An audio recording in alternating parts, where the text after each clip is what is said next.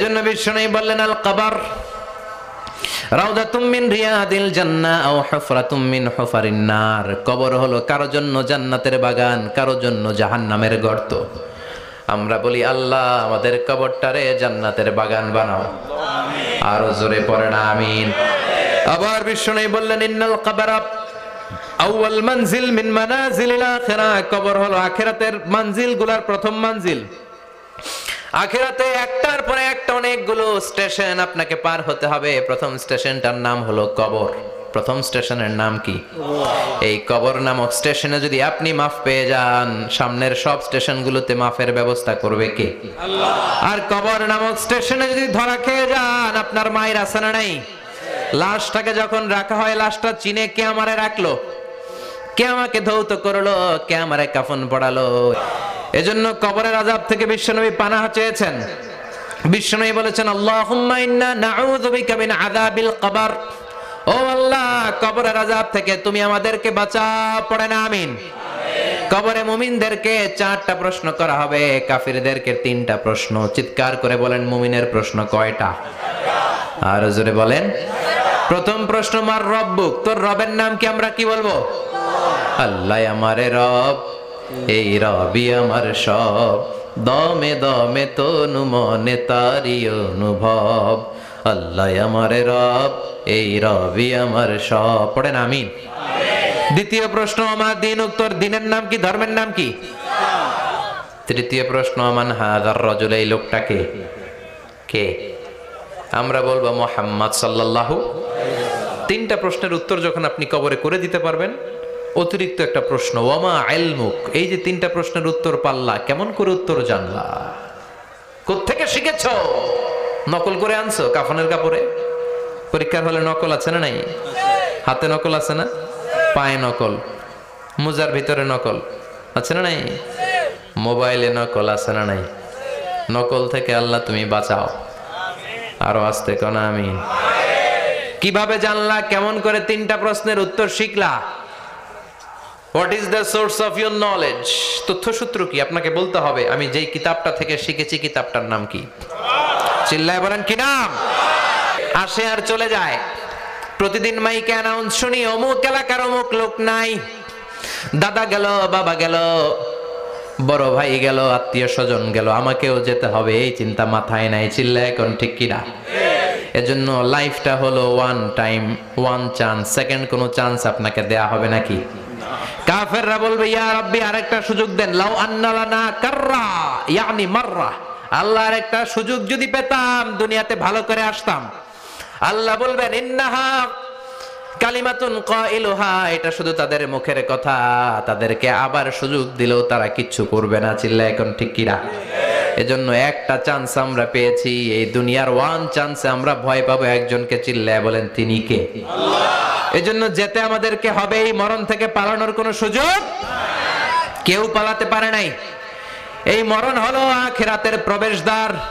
মরণ নামক পালকিতে চড়ে আমরা কবরের ভেতরে ঢুকি। মরণ হলো প্রথম পর্ব, কবর হলো দ্বিতীয় পর্ব। জোরে কোন ঠিক কিনা? এজন্য বিষ্ণু বললেন আল কবর রাউদাতুম মিন রিয়াদিল জান্নাহ আও হুফরাতুম মিন হুফারিন নার। কবর হলো কারো জন্য জান্নাতের বাগান, কারো জন্য জাহান্নামের গর্ত। আমরা বলি আল্লাহ আমাদের কবরটারে জান্নাতের বাগান বানাও, আমিন। আরো জোরে পড়েন আমিন। আবার বিষ্ণু বললেন ইন্নাল কবর আউয়াল মানজিল মিন মানাজিলিল আখিরাহ। কবর হলো আখিরাতের মঞ্জিলগুলোর প্রথম মঞ্জিল। আখিরাতে একটার পরে একটা অনেকগুলো স্টেশন আপনাকে পার হতে হবে। প্রথম স্টেশনটার নাম হলো কবর। প্রথম স্টেশনের নাম কি? এই কবর নামক স্টেশনে যদি আপনি মাফ পেয়ে যান, সামনের সব স্টেশনগুলোতে মাফের ব্যবস্থা করবে কে? আল্লাহ। আর কবর নামক স্টেশনে যদি ধরা খেয়ে যান, আপনার মায়ের আছে না নাই? লাশটাকে যখন রাখা হয়, লাশটা চিনে কে আমারে রাখলো, কে আমাকে ধৌত করলো, কে আমারে কাফন পড়ালো। এজন্য বিষ্ণুই বলেছেন মুমূর্ষের সামনে বসে বসে পড়ো লা ইলাহা ইল্লাল্লাহু মুহাম্মাদুর রাসূলুল্লাহ লাকিনু মাউতাকুম লা ইলাহা ইল্লাল্লাহ। মুমূর্ষের সামনে দাঁড়িয়ে দাঁড়িয়ে পড়ো লা ইলাহা ইল্লাল্লাহ। এই লা ইলাহা হচ্ছে জীবিতদের জন্য কালিমা, আর আমরা মরার পরে এই জিকির করি, ঠিক কি না? আমাদের দেশের অনেক জায়গায় লাশ নিয়ে কবরে যাওয়ার সময় লা ইলাহা পড়ে না। না, এটা আগের জিকির, মরার আগের জিকির। মরার আগে আপনাকে অ্যানাউন্সমেন্ট দিতে হবে আল্লাহ ছাড়া কোনো ইলাহ নাই, বিশ্বনবী হচ্ছেন শেষ নবী এবং রাসূল। চিল্লায় বলেন ঠিক কি না? লাশটাকে যখন রেখে দেয়া হয়, বিশ্বনবী যত মানুষকে কবরে রেখেছেন তারপরে দাঁড়িয়েছেন আর বলেছেন ইস্তাগফিরু লিআখিকুম, তোমার ভাইদের জন্য তোমরা দোয়া করো। ফাইন্নাহুল আনা ইউসআল, এখনই তাকে কবরে সওয়াল করা হবে। কবরে প্রশ্ন আছে না নাই? কথা বলেন। বিশ্বনবী খাদিজাতুল কুবরা, ওনার প্রথম স্ত্রী খাদিজাতুল কুবরা তাহেরাকে কবরের মধ্যে রেখে দিয়ে কাঁদতে শুরু করলেন, চোখের পানি ছেড়ে অনেক দোয়া করলেন। দোয়া শেষে সব সাহাবারা ঘরে ফিরে যায়, বিশ্বনবী যায় না। সাইয়েদনা আবু বকর বললেন, ও নবী চলেন ঘরে যাই। অনেক তো দোয়া করলেন। বিশ্বনবী বললেন, আবু বকর তুমি যাও, আমি যাব না। এইটা সাধারণ মহিলা না, এটা বিপদের দিনের সঙ্গিনী খাদিজা। মক্কায় যখন আমার কেউ ছিল না, খাদিজা আমারে ভুলে নাই। 3 বছর কাফিররা আমাকে জেলখানায় বন্দি রেখেছে, নাম শিয়াবে আবি তালেবের জেলখানা। আমার স্ত্রী ওই জেলখানার জীবনেও আমারে ছাড়ে নাই, আমার সাথে 3 বছর খাদিজাও জেল খেটেছে। এই একটাই মহিলা, যেই মহিলাকে আল্লাহ আরশের উপর থেকে সালাম দিয়েছে, মহিলাটার নাম খাদিজা। আল্লাহু আকবার। আমার সব সন্তান আল্লাহ খাদিজার পেট থেকে দিয়েছে। ফাতেমাতুজ জোহরা খাদিজার মেয়ে, জাইনাব খাদিজার মেয়ে, উম্মে কুলসুম খাদিজার মেয়ে, রুকাইয়া খাদিজার মেয়ে, আবুল কাসেম বিশ্বনবীর ছেলে খাদিজার ছেলে, আব্দুল্লাহ যাকে তাইয়্যিব এবং তাহের নামে আমরা চিনি, সেও খাদিজার ছেলে। সুবহানাল্লাহ। ও আবু বকর, আমার এই কলিজার টুকরা প্রিয়তমা খাদিজারে রেখে দিয়ে কেমনে বাসায় যায়? তুমি যাও, আমি দাঁড়িয়ে থাকবো। এখনই মুনকার নাকির এসে খাদিজারে প্রশ্ন করবে, আমি দেখবো খাদিজা উত্তর দিতে পারে কিনা। আর প্রশ্নের উত্তর যদি ভুল করে ফেলে, কবরের উপর থেকে আমি নিজে প্রশ্নের উত্তর দিয়ে দেব। সাইয়েদনা জিবরাইল বললেন, নবী আপনারা দাঁড়িয়ে থাকার দরকার নাই, আবু বকরের সাথে ঘরে চলে যান। আল্লাহ জানিয়ে দিয়েছে খাদিজার কবরের প্রশ্নে যদি কোনো সমস্যা হয়, আরশের উপর থেকে খাদিজার প্রশ্নের জবাব আল্লাহ নিজে দিয়ে দিবে। এজন্য কবরের আযাব থেকে বিশ্বনবী পানাহ চেয়েছেন। বিশ্বনবী বলেছেন, আল্লাহুম্মা ইন্না নাউযু বিকা মিন আযাবিল কবর। ও আল্লাহ, কবরের আযাব থেকে তুমি আমাদেরকে বাঁচাও। পড়েন আমিন। কবরে মুমিনদেরকে 4টা প্রশ্ন করা হবে, কাফিরদেরকে 3টা প্রশ্ন। চিৎকার করে বলেন, মুমিনের প্রশ্ন কয়টা? আর জোরে বলেন। প্রথম প্রশ্ন, মার রব্বুক, তোর রবের নাম কি? আমরা কি বলবো?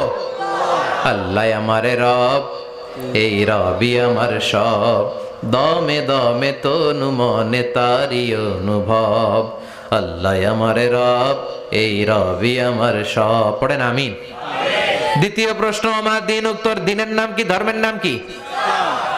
তৃতীয় প্রশ্ন, আমান হাযার রাজুল, এই লোকটাকে কে? আমরা বলবো মুহাম্মদ সাল্লাল্লাহু।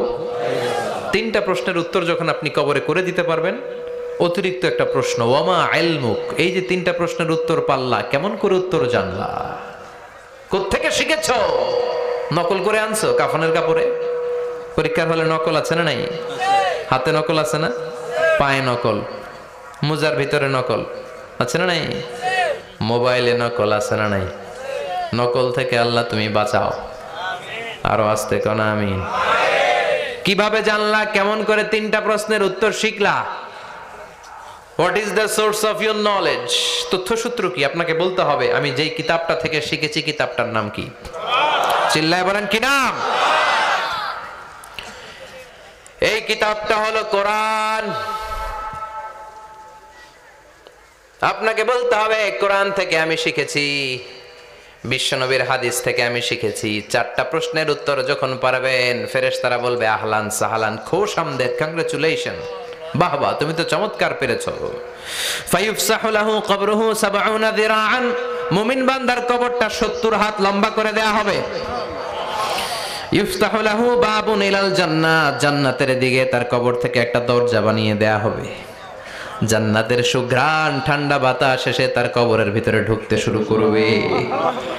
ইউলবাসু লিবাস মিন আহলিল জান্নাত, জান্নাতীদের পোশাক তার গায়ের মধ্যে পরিয়ে দেয়া হবে। আল্লাহু আকবার। আর বলা হবে, নাম কানাউমিল আরুস, বাসর রাতে বর যেমনি কনেকে নিয়ে ঘুমিয়ে যায়, তুমিও একটা ঘুম দাও। আলহামদুলিল্লাহ পড়ে। মুমিন বান্দা আনন্দের একটা ঘুম দিবে। ইসরাফিলের সিংগার আওয়াজ ছাড়া পৃথিবীর কোনো কিছুই তার এই ঘুম ভাঙতে পারবে না। আল্লাহ আমরাও যেন সেদিন কবর একটা মজার ঘুম দিতে পারি, তুমি তৌফিক দাও। জোরে পড়ো না আমিন।